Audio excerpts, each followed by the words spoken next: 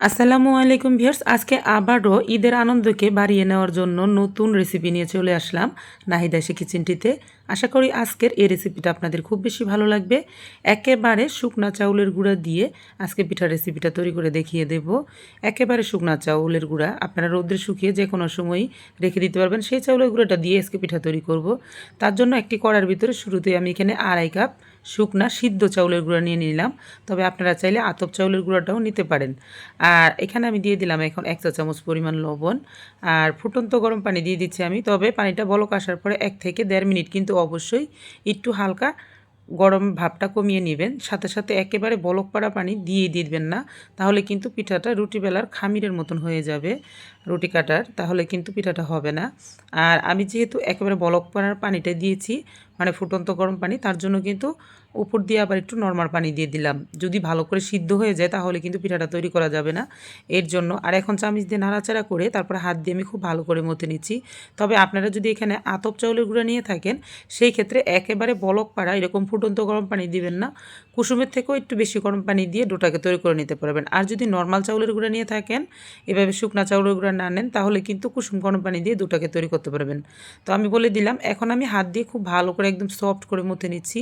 আসলে যত বেশি সফট হবে ততই কিন্তু সিরিজ দিয়ে তাড়াতাড়ি পিঠাগুলো তৈরি করা যাবে, এর জন্যই আমি একটু সফট করে সবসময় তৈরি করি। আপনারা দেখেই হয়তো বুঝতে পারবেন আমি কিন্তু অনেক বেশি গরম আছে, তারপরেও কিন্তু একটু গরম থাকা অবস্থায় মুথে নেওয়ার চেষ্টা করতেছি। কারণ এভাবে গরম থাকা অবস্থায় মুথে নিলে কিন্তু কোনো ধরনের গুটুলি বা দলা থাকে না, আর খুব সুন্দরভাবে সফট হয়ে কিন্তু পিঠাটা তৈরি করা যায়। এই যে দেখুন, এখন কিন্তু আমার ডোটা কিন্তু খুব ভালোভাবে একদম সফট হয়ে মুথে নেওয়া হয়ে গেছে। এখন এর ভিতরে আমি ফুড কালার দিয়ে দেবো। তবে আপনাদের যদি ভালো লাগে তাহলে ফুড কালারটা দিবেন, যদি ভালো না লাগে তাহলে স্কিপ করতে পারেন। আমি 4 ভাগে ভাগ করে নিয়ে 3টি ভাগের ভিতর আমি 3টা ফুড কালার দিয়ে দিচ্ছি। এখানে আমি রেড ফুড কালার মিশিয়ে নিচ্ছি, তারপরে আমি এখানে ইয়েলো কালার দিয়ে দিব আর অরেঞ্জ কালার। এই 3টি কালার দিয়ে কিন্তু আজকে পিঠাগুলো তৈরি করব। আর আমি তো বলেই দিলাম, কালার ভালো না লাগলে আপনারা এমনিতেও তৈরি করতে পারেন। আর এই পিঠাগুলো কিন্তু একটু কালার দিলে ফুটে উঠে দেখতে একটু ভালো দেখা যায়। সবগুলো কালার কিন্তু আমার মিশিয়ে নেওয়া হয়ে গেছে। এখন আমি 4টা কালারের জন্য 4টা সিরিঞ্জ নিয়ে নিয়েছি, আর এর জন্য 4টা সিরিজের ভিতরে ডোটাকে ভরে নিচ্ছি। আমি পিঠাগুলো এখন আপনাদেরকে তৈরি করে দেখিয়ে দিচ্ছি। শুকনা চাউলের গুঁড়া দিয়েও অনেক সহজভাবে যে এই পিঠাগুলো তৈরি করা যায়, সেটা আসলে আপনারা দেখলে অবাক হয়ে যাবেন। তবে আমি এরকম গোল বৃত্ত এঁকে নিয়েছি, গোল বৃত্তর ভিতরে আমি প্লাস্টিক দিয়ে পিঠাগুলো তৈরি করে নিতেছি। যদি আপনারা প্লাস্টিকের উপর তৈরি করতে না চান, সেই ক্ষেত্রে আপনারা কাঁঠাল পাতা, কলা পাতার উপরেও কিন্তু পিঠাগুলো তৈরি করতে পারবেন। আর আপনারা চাইলে কিন্তু পেপার কাগজের উপরেও তৈরি করতে পারবেন। আমার অসংখ্য ভিডিও আপলোড করা আছে, চাইলে আপনারা সেগুলোও দেখে আসতে পারেন। আতপ চাউলের গুঁড়া দিয়ে, সিদ্ধ চাউলের গুঁড়া দিয়ে, ফ্রোজেন করা চাউলের গুঁড়া দিয়ে, সব কিছু দিয়ে কিন্তু আমি পিঠাগুলো তৈরি করে থাকি। খুব সহজ করে দিয়ে বুঝিয়ে দেওয়ার জন্য, আপনারা যাতে সবসময় যখনই সময় পাবেন তখন এই পিঠাগুলো তৈরি করতে পারেন আর এরকম সেমাই নাস্তার সাথে খেতে পারেন। আসলে সেমাই নাস্তার সাথে এই পিঠাটা এতটা বেশি জনপ্রিয় আর এটা এতটাই ভালো লাগে, সেটা আপনারা তৈরি করে খাওয়ার পরে হয়তো বা বুঝবেন। আর আমি কিন্তু ঈদের দিন সকালবেলা এই রেসিপিটা এইভাবেই তৈরি করে নিয়েছি সেমাইয়ের সাথে, আর সবাই অনেক বেশি আনন্দ করে আমরা এই নাস্তাগুলো খেয়েছি।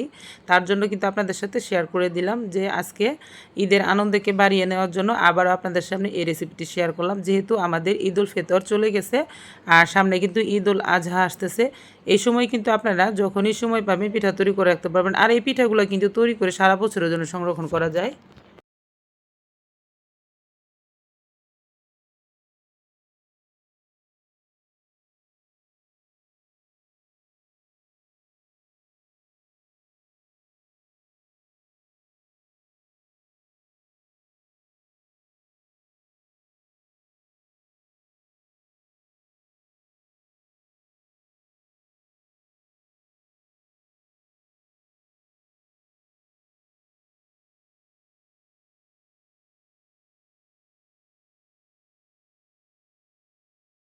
এই তো প্রিয় দর্শক, পিঠাগুলো কিন্তু আমার তৈরি করা হয়ে গেছে। এখন এই পিঠাগুলো কিন্তু আমি ভাপ দিয়ে নেব। ভাপ দেওয়ার জন্য চুলাতে আমি একটি ডিস্কো পাতিলের ভিতর মশারি কাপড় বেঁধে পানি দিয়ে বলক তুলে নিয়েছি। এখন পিঠাগুলো দিব 30 সেকেন্ডের মতন রেখে, তারপরে কিন্তু পিঠাগুলো নামিয়ে নেব। আর এইভাবেই কিন্তু একে একে সবগুলো পিঠাই আমি ভাপ দিয়ে নিচ্ছি।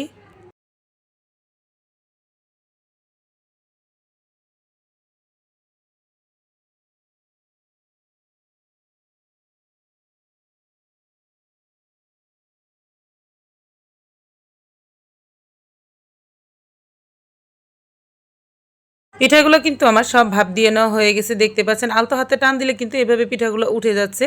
আর একে একে আমি সবগুলা পিঠা এখন ছাড়িয়ে নিচ্ছি। আর এই প্লাস্টিকের উপরে কিন্তু পিঠাগুলো তৈরি করে ভাপ দিয়ে নেওয়ার পরে কিন্তু পিঠাগুলো উঠাতে খুবই সহজ হয়ে যায়। আর সবগুলা পিঠাই আমার ছাড়িয়ে নেওয়া হয়ে গেছে, এখন শুধু রোদ্রে শুকিয়ে নেব। একদিনের মতন টাইম লাগবে এই পিঠাগুলো শুকাতে। দেখুন খুব ভালোভাবে কিন্তু পিঠাগুলো শুকিয়ে গেছে। এখন এই পিঠাগুলো আপনারা চাইলে সারা বছরের জন্য সংরক্ষণ করতে পারবেন একটি এয়ারটাইট বক্সে রেখে। তবে কিছুদিন পর পর কিন্তু রোদ্র দিবেন অবশ্যই, প্রায় 1-1.5 মাস পর পরই। আর এই পিঠাগুলো কিন্তু আমি এখন কিছুটা ভেজে দিব আর কিছুটা কিন্তু সংরক্ষণ করব তার জন্য।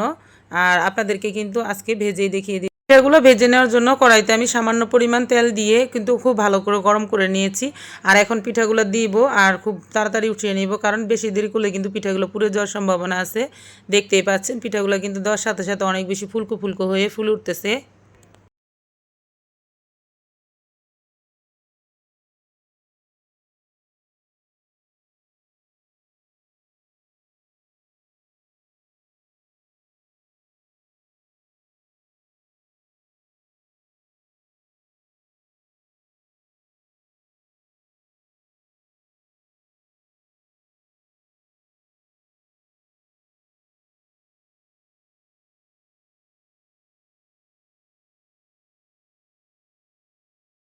এই তো প্রিয় দর্শক, পিঠাগুলো কিন্তু আমি ভেজে নিয়েছি। আজকে কিন্তু আমি এই পিঠাগুলোর উপর কোনো রকম চিনি অথবা মিঠা শিরা করে দিচ্ছি না, কারণ এগুলা কিন্তু সেমাই নাস্তার সাথে খাবো আমরা।